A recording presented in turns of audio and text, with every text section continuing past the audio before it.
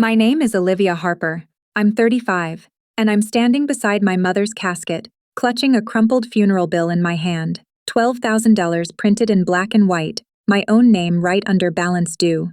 If you've ever felt invisible in your own family, tell me where you're watching from. The funeral home is filled with the scent of lilies and that sharp tang of old carpet cleaner. But what I can't ignore is the hush that falls when my older sister Emily sweeps in like she owns the place.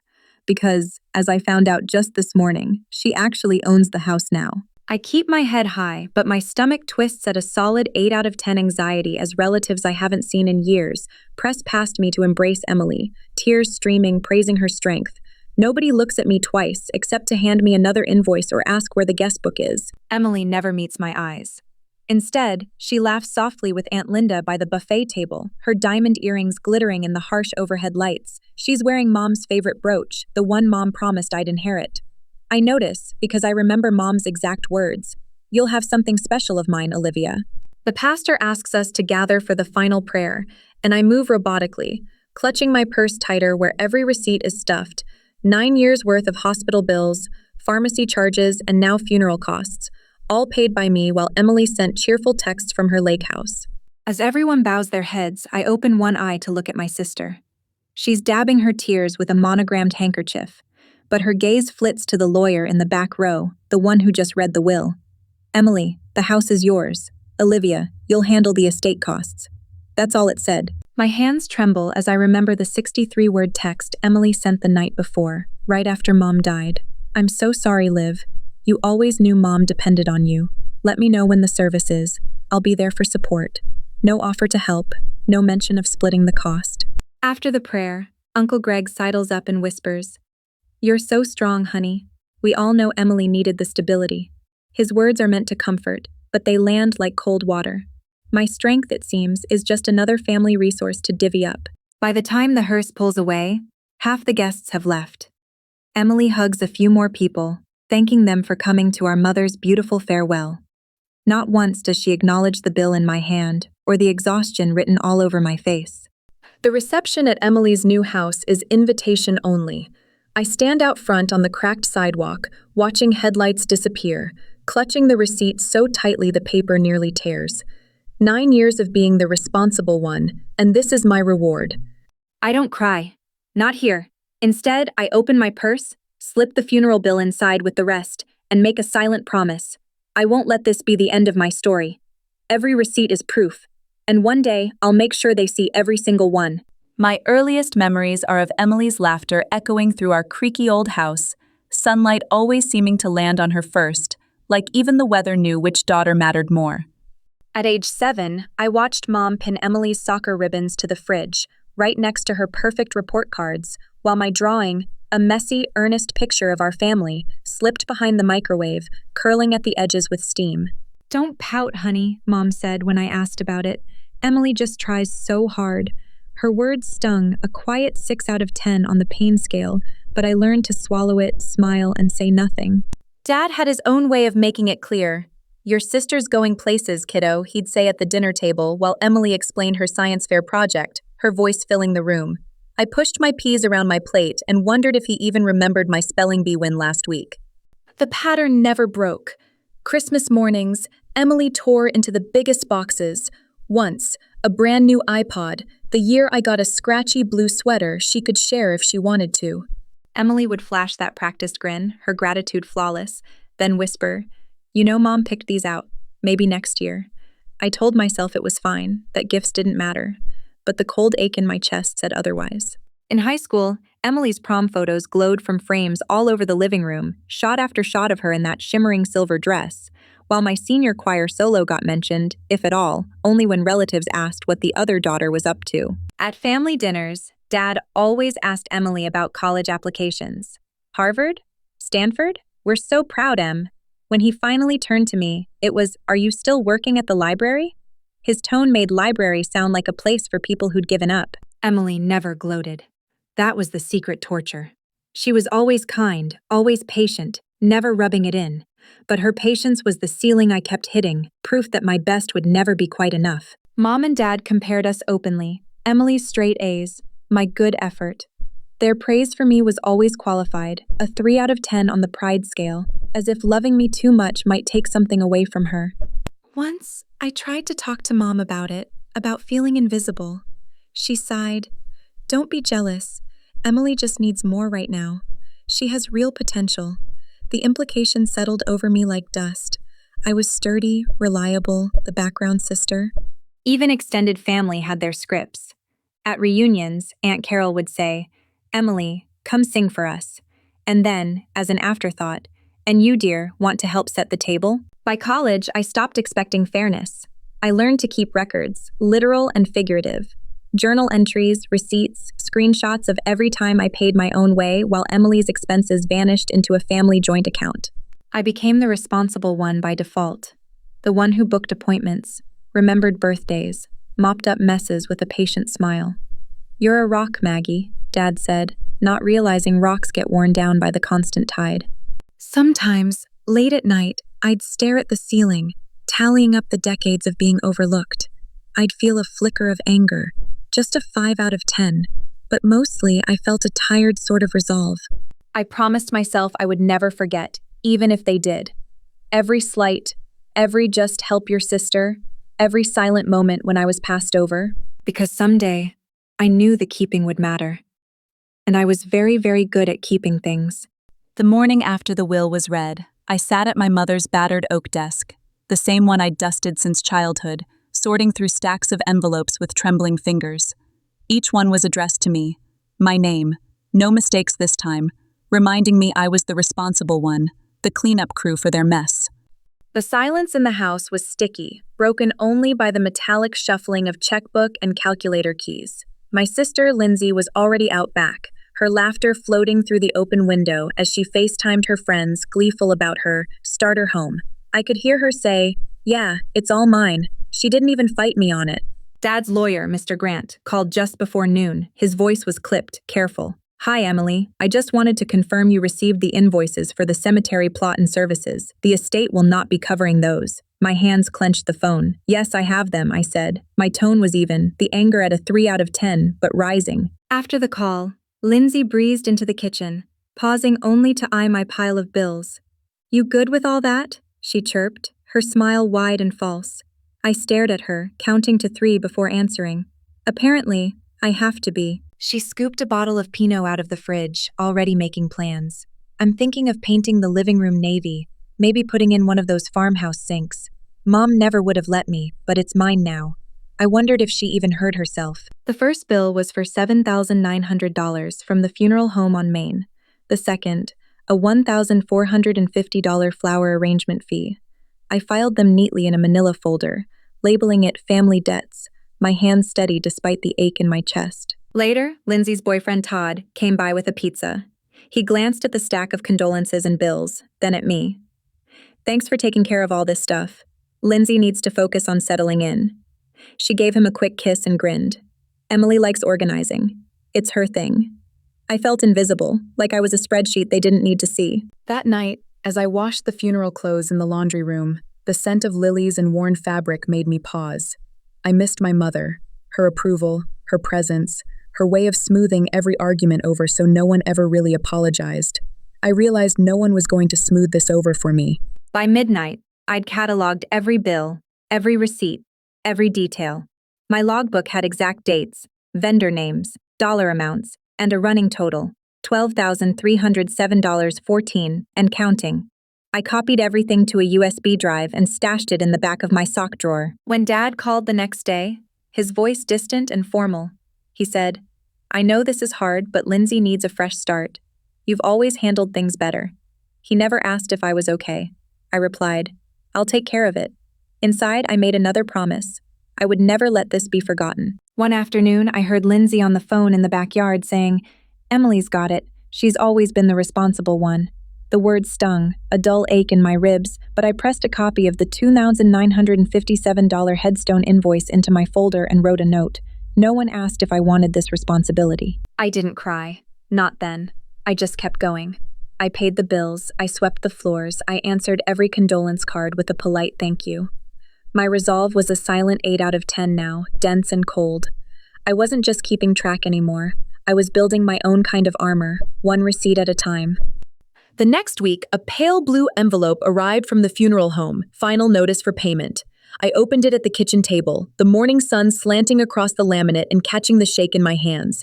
I smoothed the paper, made a photocopy, and slipped the original and the copy into my manila folder labeled Dad Estates. I dated the corner in neat ballpoint, March 14th. Each bill felt heavier as the months went by. Lindsay's name never appeared on any of them. Not on the $384 florist charge, not on the $620 for the burial plot, or the surprise $91 invoice from the church for extra cleaning. Only my name, always. Sometimes I would stare at the lines of charges, reading them like a litany. I would say them in my head quietly. This is what you gave me. This is what I carry. Mom's handwriting popped up in a sympathy card forwarded by a cousin. Lindsay deserves some happiness after everything, she wrote. I tucked that card into my folder too. Every word felt like a tally mark, proof that I was supposed to be the strong one, the one who managed. The loneliness pressed at my chest, a 7 out of 10 now, but I kept my face calm in the mirror every morning, lips pressed together. Some nights, I would sit at the dining room table with a mug of tea, spreading the receipts, bills, and notes across the surface. I counted every dollar, from the $48 death certificate copies to the $1,200 suggested donation to Dad's old church. I highlighted the ones where Lindsay's name should have been, but wasn't. The highlighter squeaked, sharp and deliberate. Emily, you always find a way to handle things, Aunt Carol said at Thanksgiving, not meeting my eyes as Lindsay showed pictures of her new kitchen remodel on her phone. I smiled back, but I felt my jaw tighten, a 6 out of 10 anger simmering under my skin. I excused myself, went upstairs, and added the $312 cremation transport fee to my growing spreadsheet. There was never an apology, never a conversation about fairness. Dad sent a single text, exactly 41 words, 3 months after the funeral. Emily, let me know if you need anything else for paperwork. Lindsay is so happy in the house. You know we're grateful for all you're doing. I screenshotted it and saved it in a folder called Acknowledgements. As the first year closed, I had 3 bulging folders, a meticulously organized Excel file, and a small notebook where I jotted down every snub, every little moment my family chose convenience over kindness. I kept the binder in my closet, behind winter coats, pressed flat and hidden. Sometimes, in the middle of the night, I'd wake up and feel the weight of it all, the quiet proof of their choices. But in the morning, I would button up my blouse, slip the latest receipt into the folder, and remind myself that I was building evidence, not just memories. Every time Mom or Lindsay posted a smiling selfie in front of the family home, I would screenshot it, date it, and add it to the digital folder. Each image was another page in my silent record, a ledger no one else seemed to know existed. I became methodical. I scanned each envelope, cross-referenced each transaction. If I saw a mistake, I would call the office, calmly clarify, and request a written confirmation. Please send it to my email, I would say, voice steady, as I typed their name into my log. 9 years stretched out in careful increments, receipts, emails, texts, photos, all cataloged. There was a terrible dignity in my ritual, a stubborn pride settling at a 9 out of 10 some days. I never brought it up to them.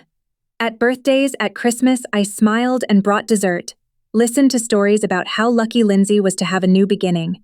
But inside, I replayed their words and kept every scrap of evidence close, a silent arsenal waiting its time. It was spring when Lindsay strolled back into town, sunglasses perched on her head, towing 2 oversized suitcases and the scent of a new perfume I hadn't smelled before. Mom hugged her in the driveway, nervous laughter bubbling at a 7, and Lindsay's chirpy, "It's good to be home," ricocheted through the open door. "You won't believe the stories I have," Lindsay said, dropping her bags next to the chair that creaked under Dad's old sweatshirt. LA is wild, but I'm so happy to be back in the house. She glanced at me, not a flicker of doubt in her voice, just the easy assumption that nothing had changed. I stirred the lemonade with slow, deliberate circles, feeling my pulse sit at a simmering 5 while she unfolded her tales. "The house is just the same, right?" she asked Mom, already peering down the hall. "My room still has all my posters?" Mom nodded, her hands wringing a napkin as she replied, "We kept it just how you left it, honey." Dad was quieter than usual, jaw tight, but he didn't say anything to contradict her.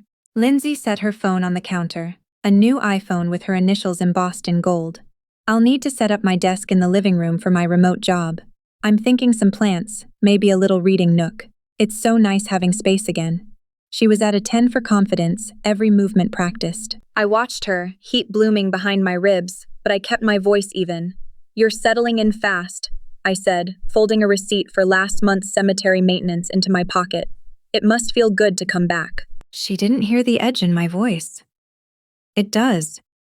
You know, I always knew this would be my home base. After all, that's what Dad wanted, right? She looked at Mom for confirmation, and Mom nodded, eyes darting away. After dinner, Lindsay patted around, pointing out little chores for Mom. "We should repaint the porch, don't you think?" Her tone breezy, as if the world naturally rearranged itself for her return. I collected dishes, the ceramic clink harsh in my ears, but she didn't look up once. That night I lay awake, the soft whir of Lindsay's playlist drifting from across the hall. I imagined the stacks of paper in my closet, 9 years of burial plot invoices, probate court letters, and digital folders labeled with the date and a careful description. Each one anchored me to the truth, weighty as stone. The next morning, Lindsay bounded into the kitchen in one of Dad's old t-shirts, pouring coffee like she owned the place. "I'm meeting up with Aaron and Jamie later. Do you need anything from town?" She glanced at me, eyes bright, no trace of apology or gratitude. "No, I'm good," I said, sliding another envelope into my purse just in case. "Thanks, though." My words were measured, dignity at a determined 8. I caught Mom's furtive glance, half apology, half plea for peace. Lindsay left her mug in the sink, waltzed out with a promise to pick up dinner, not mentioning money or chores or anything about the bills that still came in my name. As the door closed, I exhaled, long, slow, controlled, reminding myself that every receipt was still in my hands, and someday, when the time was right, they would see them all. The family reunion fell on a muggy Saturday, the kind where the air felt heavy even before noon. I parked a block away from Aunt Carol's place, giving myself a few extra seconds to steel my nerves and double-check the slim, zippered envelope in my purse. Inside, the stack of receipts was thick and precise, 9 years' worth, cataloged and color-coded. My composure hovered at a 7, tinged with a slow-burning anticipation. The backyard was crowded, shrieking cousins, platters of potato salad sweating under saran wrap, the folding table already littered with red Solo cups. Lindsay was at the center, arms around Aaron and Jamie, their laughter bright and brittle. Mom hovered near the grill, eyes darting from Lindsay to me as if calculating the risk of combustion. No one offered me a drink, so I poured my own lemonade and found a patch of shade near the fence. Uncle Mike ambled over, slapping my shoulder with a "Hey, stranger" before drifting back to the cornhole set. I could feel the nudge of curiosity. Everyone knew something was off, but no one asked, not yet. Lindsay found me eventually. Her lips glossed and smile practiced. "You're not mingling," she said, her tone a perfect blend of concern and condescension, like she was hosting a charity gala. "Everything okay?" Her eyes flicked down to my purse, then quickly away. "Fine," I said, folding my hands in my lap, just soaking it all in. My heart rate ticked up, but my voice stayed smooth. I could almost taste the moment, the shiver of power when you know you're holding the real story. Mom sidled over, pie plate in hand. "You girls should take a picture together," she said, voice a little too bright, trying to paste us back into the family album. "It's been too long." She handed me a slice, her fingers brushing mine, a silent, desperate truce. Lindsay stepped closer, whispering, "Are we good? You've been distant lately." Her tone dropped, soft enough only I could hear. Guilt? Or just management? Hard to tell. I leveled my gaze, letting her see nothing but the tip of the iceberg. "We'll talk," I said. "Later. Privately." I watched her swallow, her confidence dipping to a 6. The afternoon dragged, sun sliding behind clouds and tension building as relatives drifted away from the grill, glancing toward us, 2 sisters, the golden one and the one who always handled the messes. Finally, under the string lights, I caught Mom and Lindsay together by the patio. I approached, the envelope heavy in my hand and my stomach fluttering. "Can we talk?" My tone was low, unwavering. They both stilled, Lindsay's mouth twitching, Mom clutching her napkin. We slipped inside, into Aunt Carol's study, the door closing with a soft snick behind us. I laid the envelope on the desk, flicking the clasp open. "This won't take long," I said, sliding out a receipt, the first of many, with the date and total highlighted in blue. Lindsay's brow furrowed. Mom's breath caught.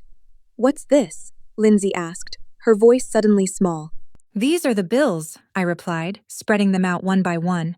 Hospice, flowers, the $12,000 funeral payment with my signature and card number. Every single expense. 9 years. My dignity was a steady, cool 10. The silence grew thick. Lindsay's hand trembled as she reached for a page. "I didn't know," she started. I cut her off gently. "You never asked, but you always had the house, the car, everything handled for you. Meanwhile, these," I tapped the receipts, "were left for me." Mom closed her eyes, her apology unspoken but written in the lines of her face. We didn't realize it was all on you." Her voice cracked, shame flickering at a 7. I stood a little taller, letting the evidence speak. I kept every receipt. I wanted to be sure, when this day came, we'd deal in facts, not stories. My resolve was unwavering, my hands steady as I lined up each expense, one after another, across the polished desk. The room felt smaller, charged with the weight of 9 years and a truth that could no longer be ignored. Lindsay stared at the numbers, her bravado draining away. Nobody raised their voice. Nobody stormed out. For the first time, I saw their shock, their discomfort, their slow realization settling in, cold, undeniable, and I waited, calm and ready, for whatever they would try to say next. It was Lindsay who broke the silence first, her gaze darting from the stack of receipts to my face, her voice trembling just enough to betray her. "Is all this really from Dad's funeral? 9 years?" Her words hung in the air, brittle as glass. I nodded, sliding a single page closer to her, the faded ink spelling out the casket's cost. For the $300, paid in full by a cashier's check from my account. "Every cent," I said quietly. "Every detail is here, Lindsay. All the bills nobody wanted to see." Across the table, Mom's hands fluttered in her lap, her face pale. I could almost see her sifting through her memories, looking for some way to rewrite them, some excuse to soften the edges of the truth I'd laid out. "I didn't realize it was so much," she whispered, not meeting my eyes. My chest tightened, a 7 out of 10 ache somewhere deep and old. I remembered every holiday I'd watched from a distance, every birthday text left unanswered, every time they gathered in Lindsay's new kitchen and forgot to invite me, all while I paid off the $12,000 in funeral debts alone. Lindsay finally looked at me, her voice smaller than I'd ever heard it. "But the house, Mom and Dad wanted me to have it. I thought you were okay with all of it."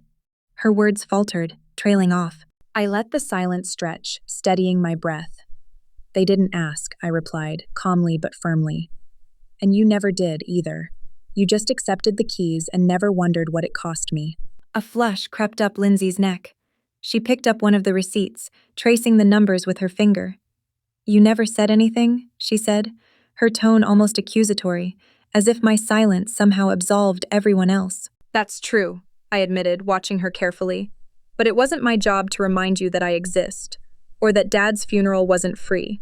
I felt a quiet, sharp satisfaction as the reality landed. This was the first time in years I'd seen her speechless. Mom finally looked up, tears standing in her eyes but not falling. "We just wanted peace after he died. We didn't think."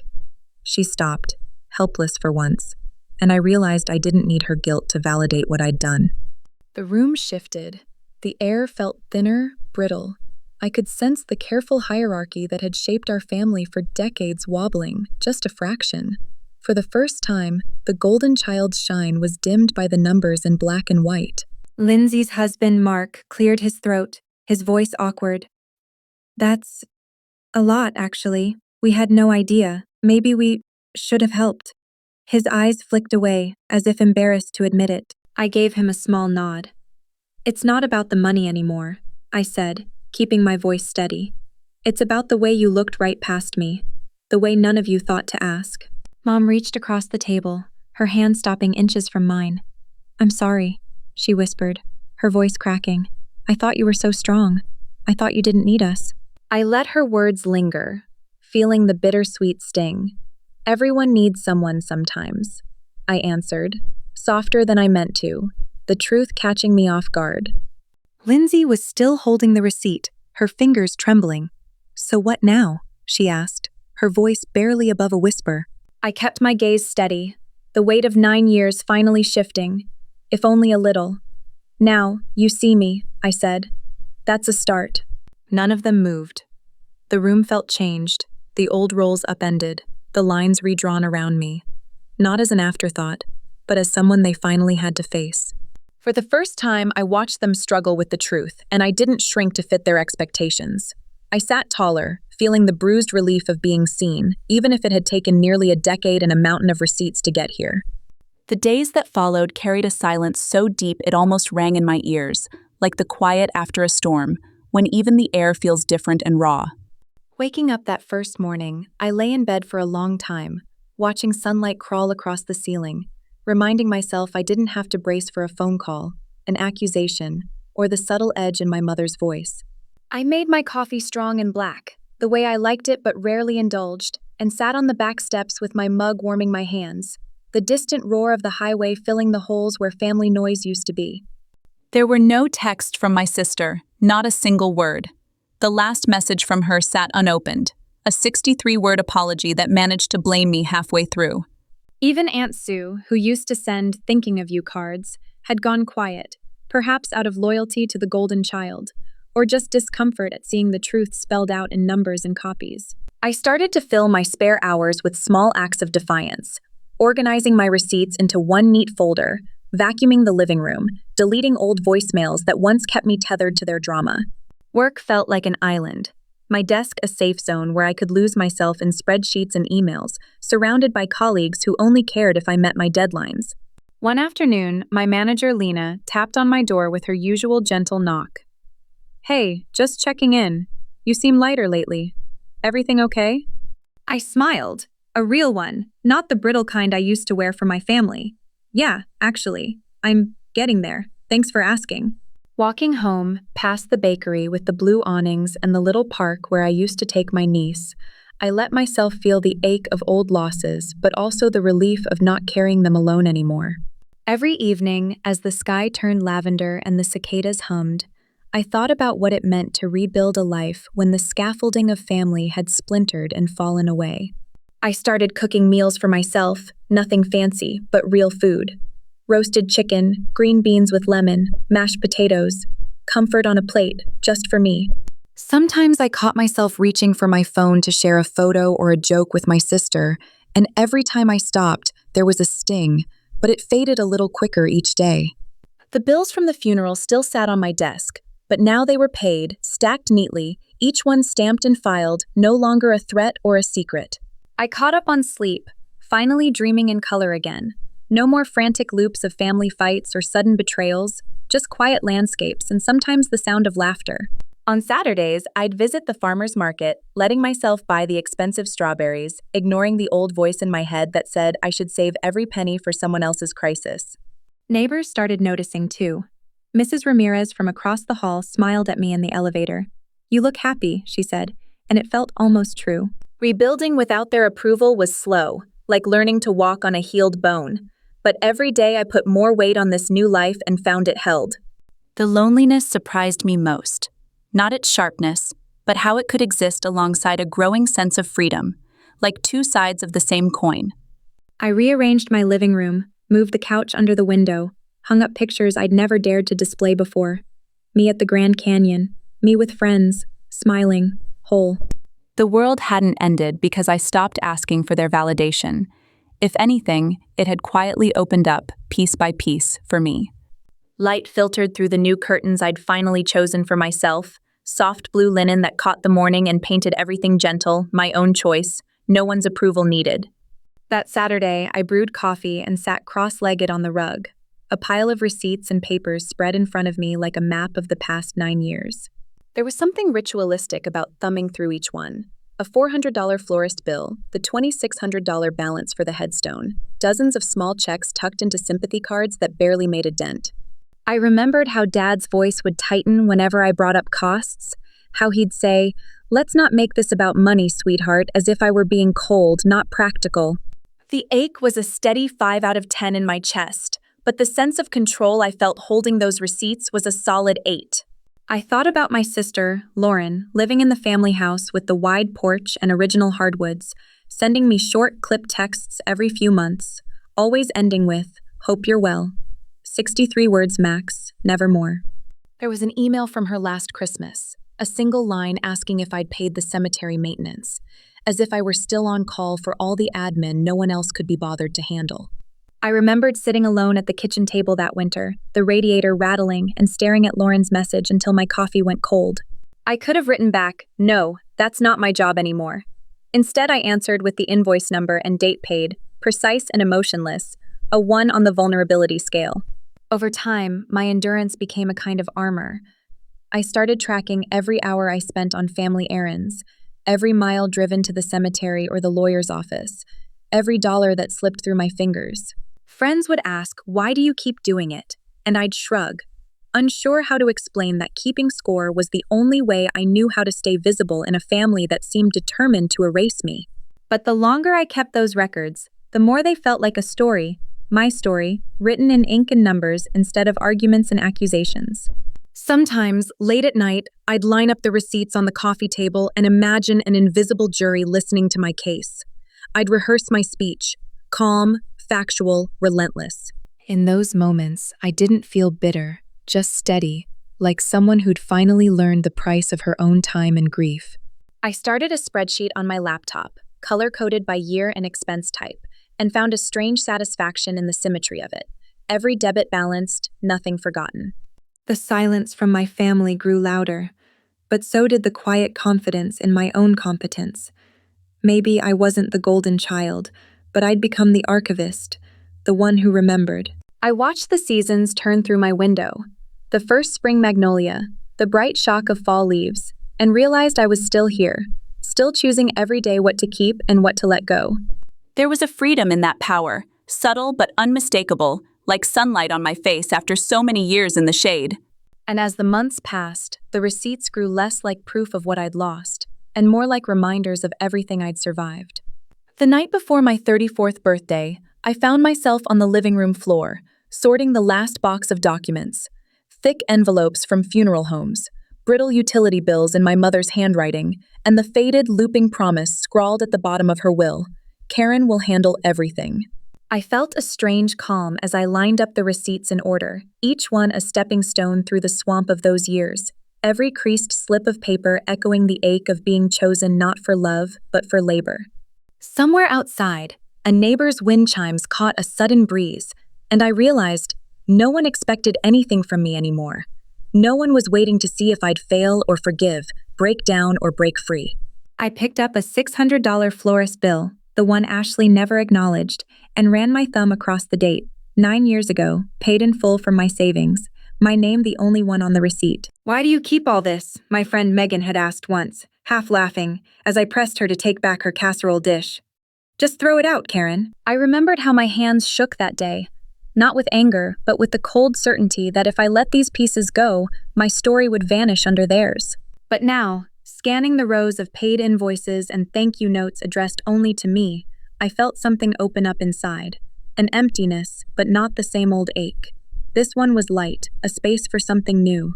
I stood, walked to the window, and called my own name aloud, just to hear how it sounded in my quiet house. Steady, unbroken, not a single quaver. There was no gold-embossed deed, no teary-eyed parent beaming, "You're finally the favorite." My inheritance was this: a rented apartment, a clean ledger, and the unshakable knowledge that no one could take my hard-won peace. My phone lit up with a 63-word text from Ashley. "Hey, just a reminder property taxes are due soon. I know Mom would want us to keep the place looking nice for when Dad visits. Hope you're doing okay. If you can help this year, let me know. I'll send the details." I stared at her message, the words so smooth, so practiced. She counted on me still, counted on my silence to fill the gaps.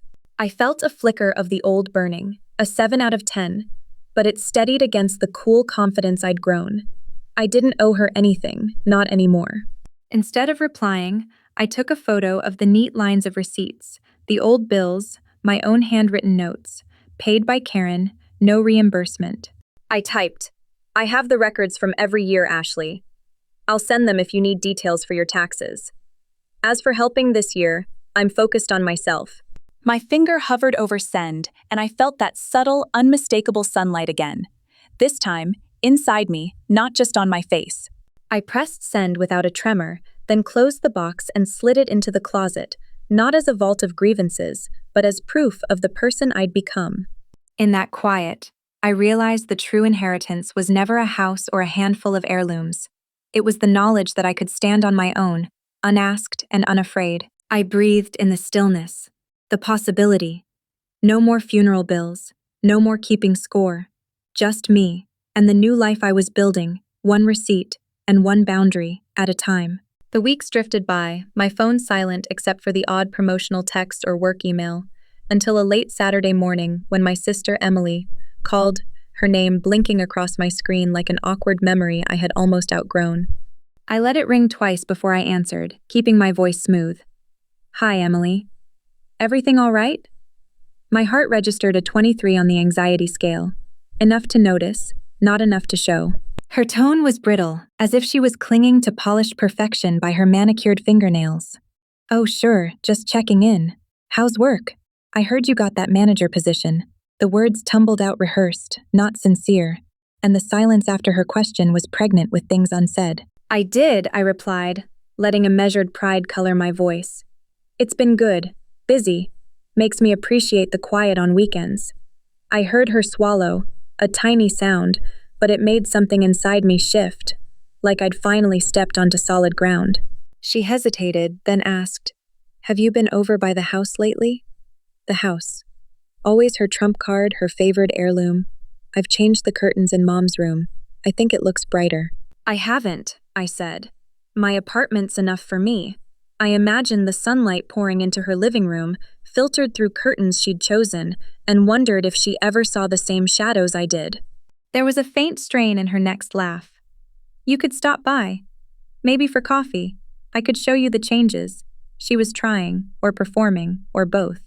But beneath it, I heard uncertainty, a hairline crack. I almost said yes, the old reflex twitching in my chest, but I held steady. I appreciate that. Maybe another time. I have a lot on my plate right now.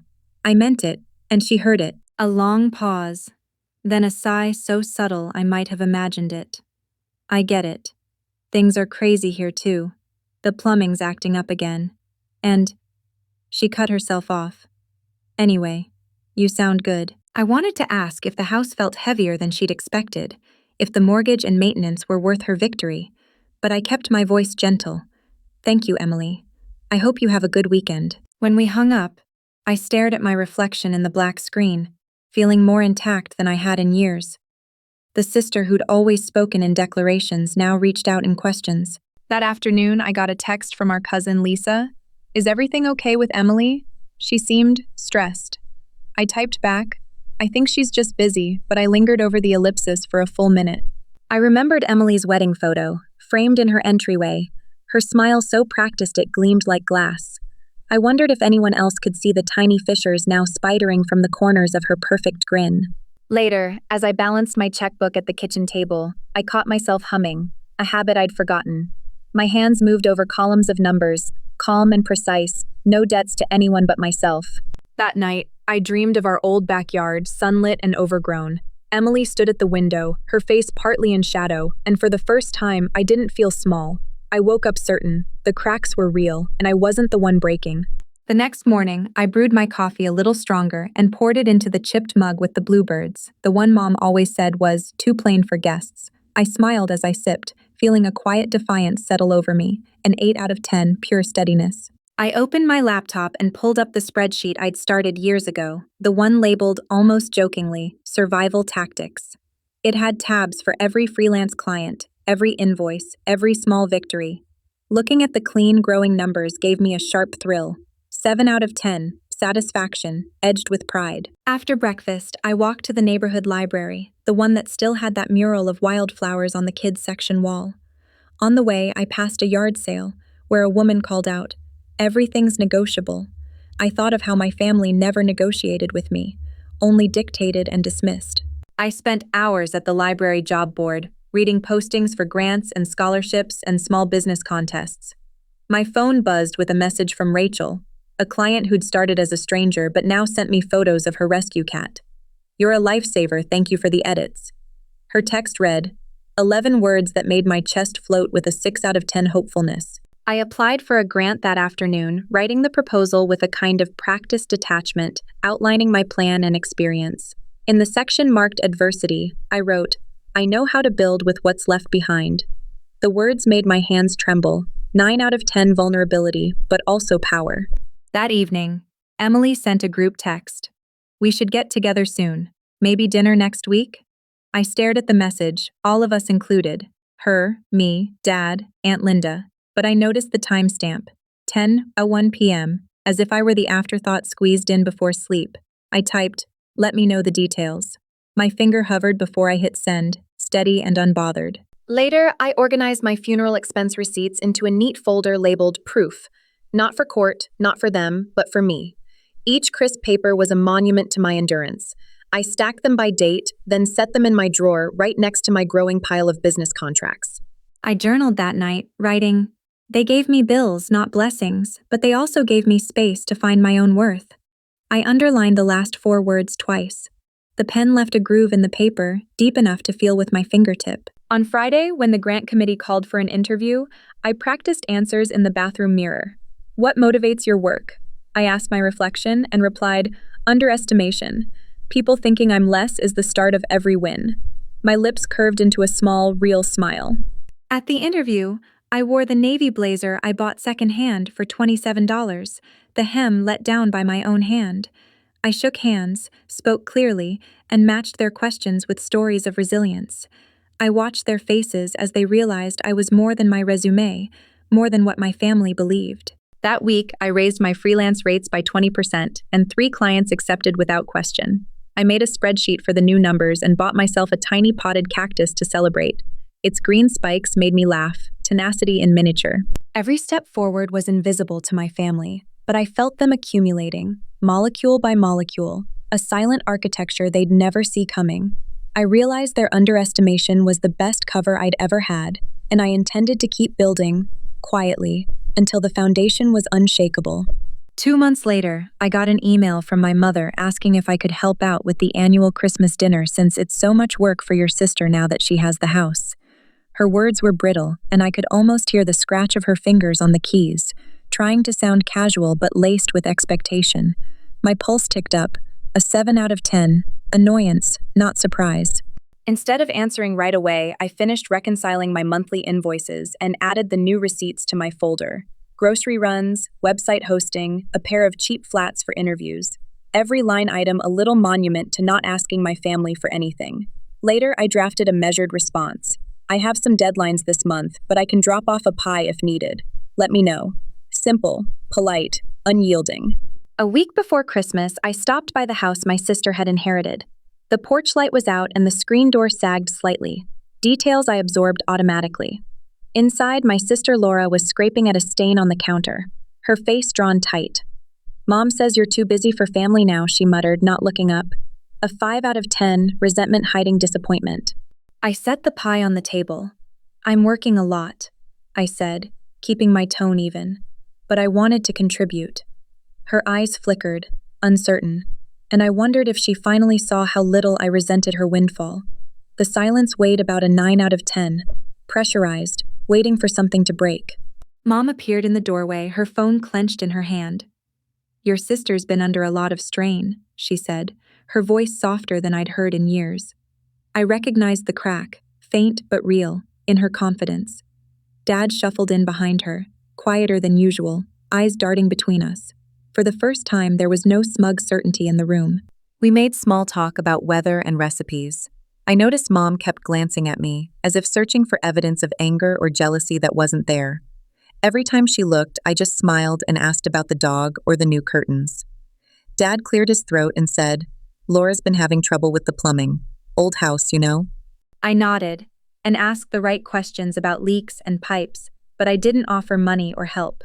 As I watched their faces, Laura's tension, Mom's troubled gaze, Dad's furrowed brow, I realized they were seeing me as someone unfamiliar, not the overlooked daughter, but a stranger who didn't need them. After a long pause, Mom said, "Are you doing okay?" Her voice trembled, a rare thing. I met her eyes and said, I am, actually. Thank you for asking. I saw uncertainty flash across her features, a 10 out of 10. She didn't know how to feel about my answer, and it rattled her. The conversation fizzled out, and I left with the empty pie plate, my steps light. As I walked to my car, I replayed the scene in my mind.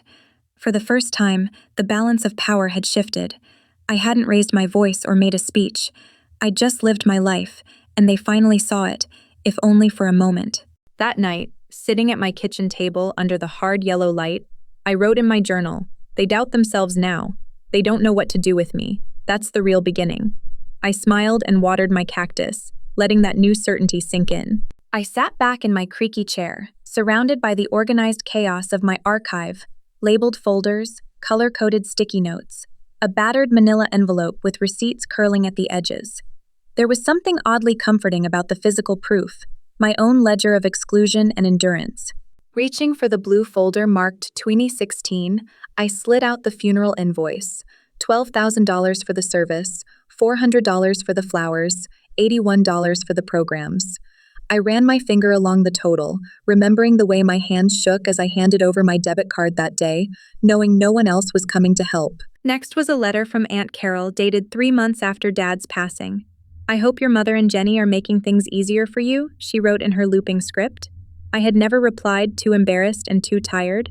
The unspoken part, everyone assumed the good daughter was getting her hands dirty, not me.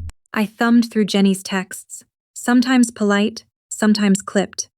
Can you cover the headstone deposit? I'll sort you out later. She never did. A 63-word text, all business, no warmth. I'd counted the words once, the way people count heartbeats in the dark. In my spreadsheet, I'd chronicled every promised reimbursement that never came. $225 for the obituary, $172 for the catering, $657 for the urn. I made notes in the margin. Jenny said she'd send a check. Each unpaid sum was a kind of scar tissue that toughened me. The will, of course, was tucked in its own red folder, Jenny's name circled in black ink. The property at 14 Hillside Lane is bequeathed to Jennifer. I could still hear the lawyer's voice, calm and impersonal, reading off the terms while Jenny nodded and Mom squeezed her hand. There was no folder for the conversations I'd overheard. My mother on the phone, her voice hushed. Jenny's always been more capable. I'd written it in my journal, my own meticulous record. That's what she thinks capable looks like. Being handed everything.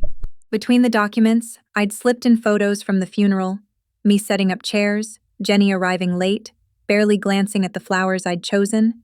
I'd captioned one, "Invisible Labor," my handwriting small but steady. I found the Mother's Day card I'd given Mom the year after Dad died. "Thank you for teaching me strength," I'd written. I remembered her half smile, her eyes sliding to Jenny. She never mentioned the card again. My favorite artifact was a receipt for $40.35 from the hardware store, plumbing parts to fix a leak in Mom's basement. I'd crawled through spiderwebs to help, and she'd insisted Jenny could have figured it out if she had time. But Jenny wasn't there. I still had the skinned knuckles and the receipt. Every item in my archive was a weight, but also a shield. Alone at the table, I realized I was no longer just collecting proof for myself. I was building something bigger, a case, a counter-narrative, a foundation for my own sense of reality. Even the little things made it in. Grocery receipts from the weeks after the funeral when I'd filled Mom's fridge with lasagna and cut fruit, the handwritten thank you from her church friend addressed to Jenny, not me. For 9 years, I had kept all this.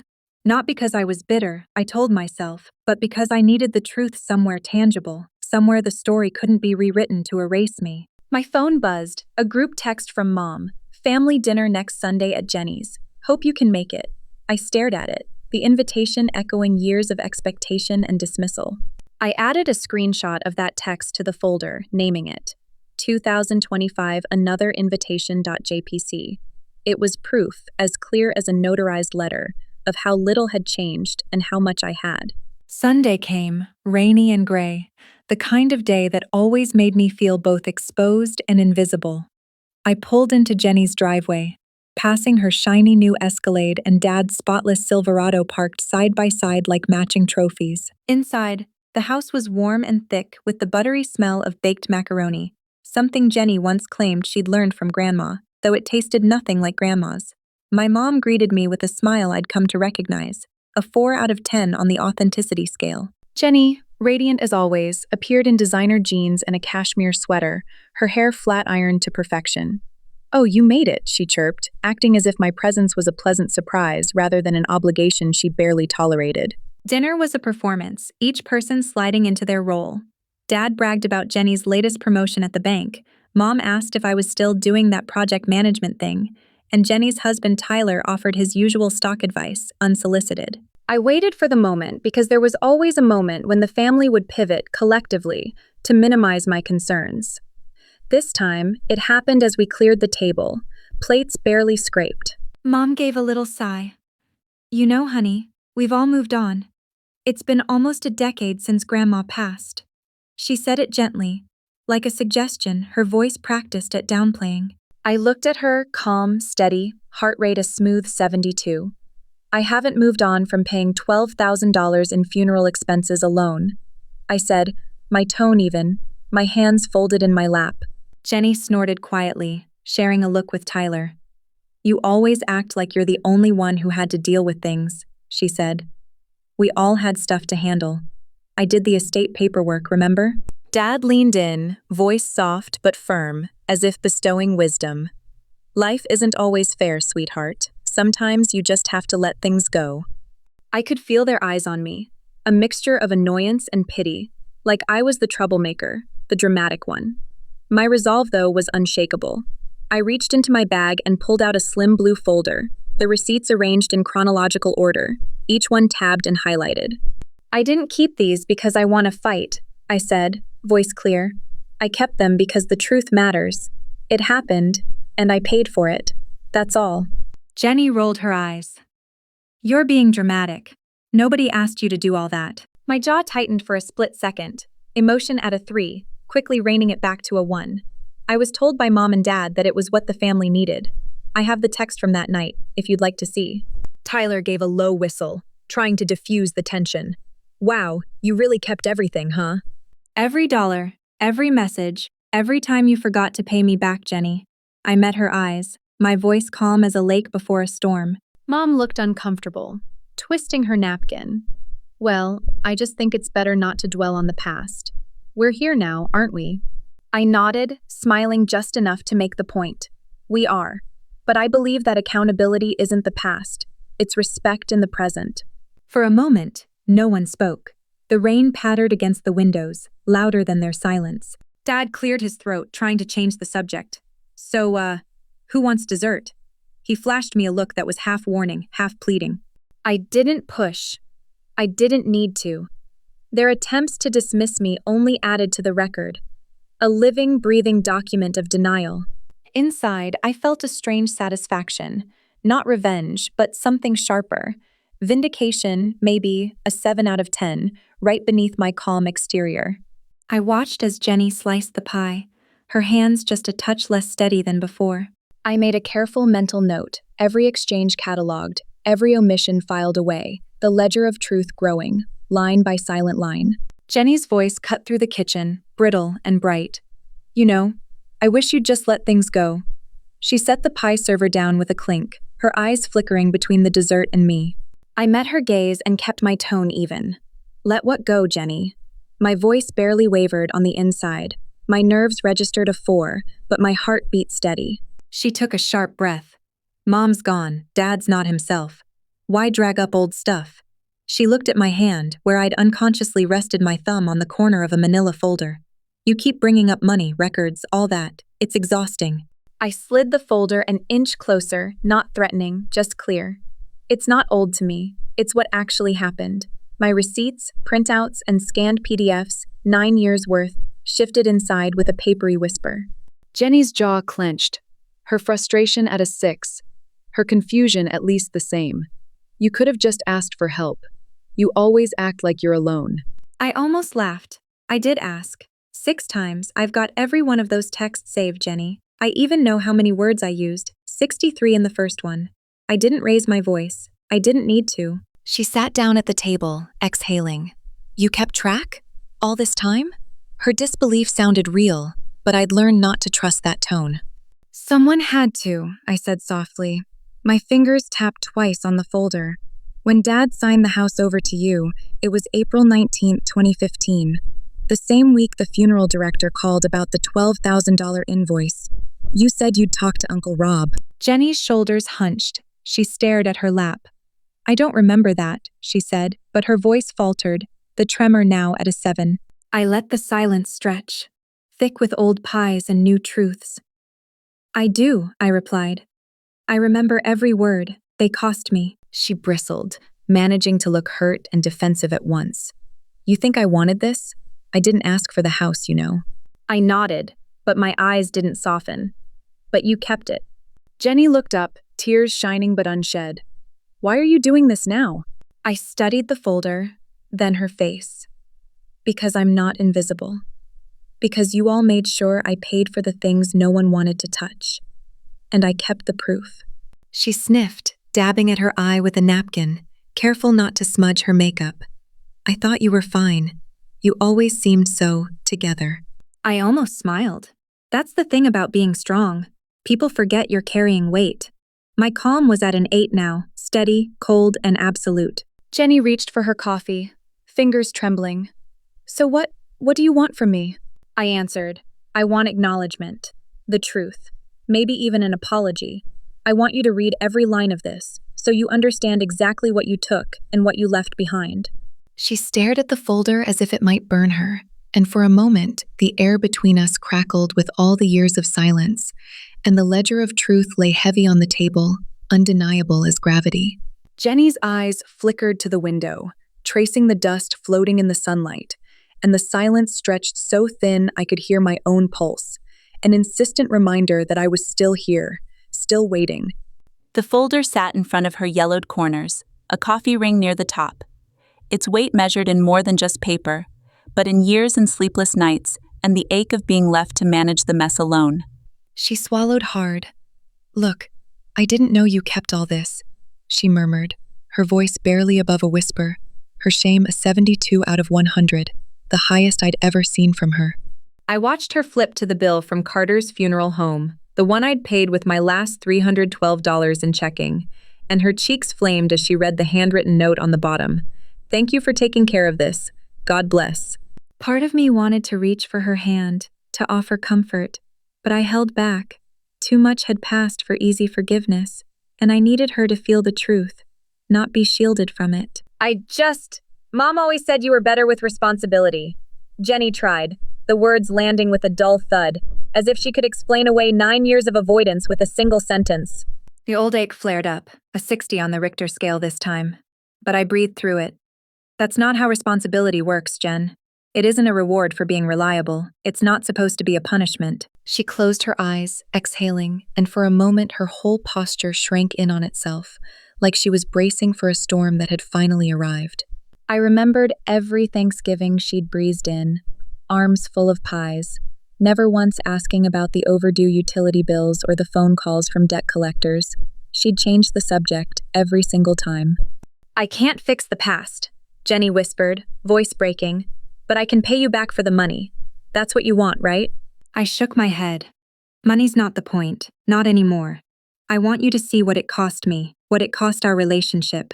I want the truth between us, not a check. I could feel the old hope, faint and trembling, flickering inside me. Maybe this time she'd finally admit what really happened, why she'd taken the easy way, left me holding all the pain. Jenny's face twisted, something caught between anger and regret. You don't know what it was like for me. Mom always expected me to be the golden one. Everything I got I was supposed to be grateful for, or I was ungrateful, Jenny. I sat back, absorbing the words. Maybe so. But the difference is, you got the house, I got the debt, I got the nights at Dad's bedside. You got to run. Her lips pressed together, white-knuckled on the edge of the folder, and I saw her, just for a moment, as another kind of survivor, one whose escape had cost me everything. It hit me then, clearer than it ever had. There were wounds between us that could only be understood, not healed. Some things could never be fixed, only acknowledged. I let the silence settle, softer this time, and realized I didn't need her to be different. I just needed her to see me, truly see me, for once. Jenny finally looked up, and in her eyes I saw the beginnings of understanding, a small, honest crack in all her practiced denial. For the first time in years, my anger cooled, replaced by a quiet strength. I'd survived the abandonment, the debt, the long freeze in her voice. Whatever happened next, I knew I could stand on my own. She placed a trembling hand on the final page, voice unsteady but truthful. I'm sorry. For all of it. I'm sorry you had to keep every receipt. I nodded once, accepting the words, not as a cure, but as a record. Not everything could be repaired, but for this moment, the truth was finally shared between us. When I left my sister's kitchen that night, the spring air felt cool and sharp against my cheeks, like it was trying to wake me up to something new. For years, I'd carried the weight of family obligations, bills, silences, the ache of being overlooked, like a badge no one else could see. But now the world seemed a little wider, a little less heavy. I drove through the dark streets of our small town, my hands steady on the wheel, thinking about what it meant to start over, not just with a cleared ledger, but with a different kind of love. The next weekend, I met up with Andrea and Liz at the corner cafe, sunlight pouring through the windows and catching on their bright laughter as I slid into the booth. Girl, you look lighter. Andrea grinned, pushing a mug of coffee toward me, her eyes crinkling at the corners. Did you finally tell your family off? I smiled, stirring in 2 sugars, letting the warmth of her words soak in. Not exactly, but I think. I finally said what I needed to say. That's worth something. Liz leaned in, her chin propped on her palm. You know, you never had to prove your worth to us. We see you, always have. The words hit me harder than I expected, a 7 on the Richter scale of emotion, warmth spreading through my chest, a little tremor in my throat. I don't know how to be part of something where I'm not competing, I admitted, tracing the rim of my cup. It's always been about what I could do for other people. Andrea reached out, her hand gentle but sure on mine. Well, let us do something for you. Let us love you just because. The cafe was bustling, dishes clattering, but their attention anchored me, made the whole place feel like home. That afternoon, we wandered through the Saturday market together, Andrea haggling over sunflowers, Liz pulling me toward a stall with handmade soaps that smelled like lavender and hope. I bought a $7 bundle of ranunculus, the petals papery and improbably bright, and Liz declared, "These are your victory flowers. Every time you see them, remember you chose yourself." Later, at Andrea's apartment, we spilled out on the living room floor with a bottle of cheap wine, painting our nails and telling truths we hadn't dared speak before. I confessed. Sometimes, I think I loved my family more than they ever loved me. Like I was just a wallet, or a fallback plan. Andrea didn't flinch. Their loss. We get you now. 100%. Liz raised her glass, eyes shining. To chosen family, and to you for surviving and thriving. We clinked glasses, the sound sharp and clean, and for the first time in years, I felt truly seen, no receipts or ledgers, no debts to be counted. That night, lying on Andrea's couch under an old quilt, I scrolled through my phone, rereading a 63-word text from Liz. Whenever you need backup, I'm here. Family is who chooses you, not who you were born to. You're worth it. Always. I let myself believe it, just for that moment, a 9 out of 10, hope blooming wild in my chest. The next morning, as sunlight crept across the ceiling, I realized I was building something new, brick by brick, with women who saw me for more than what I could give. I promised myself, wrapping Andrea's mug in my hands, that I'd keep every receipt for joy this time. Each laugh, each kindness, each earned moment of belonging.